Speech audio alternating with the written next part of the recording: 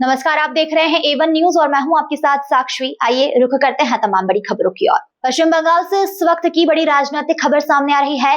चुनाव अधिकारी के एक नोटिफिकेशन लेटर पर भाजपा की मुहर जैसे दिखाई देने वाली तस्वीर सोशल मीडिया पर वायरल हो गई है, जिसके बाद सियासी विवाद खड़ा हो गया है।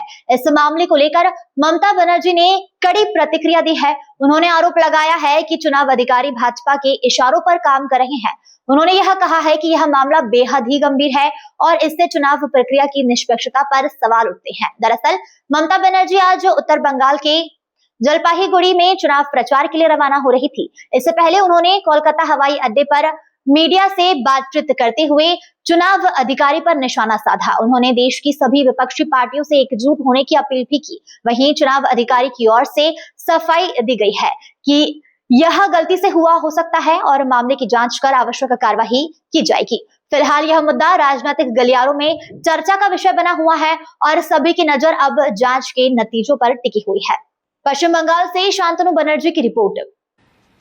And now the cat is out of the bag. Election কমিশনের নোটিফিকেশনে বিজেপির চিহ্ন, তো ব্যাকডোর থেকে খেলছেন কেন?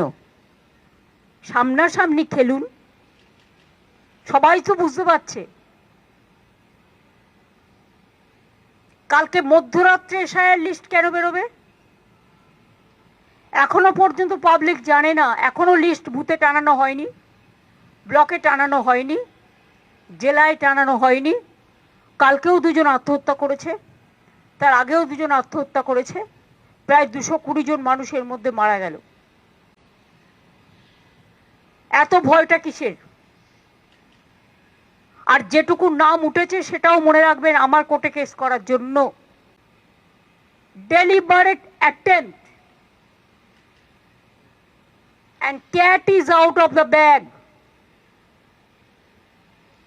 Now I will request all the political parties together, let us fight against the one-sided dictatorship, autocracy and one political party ruled government and their agencies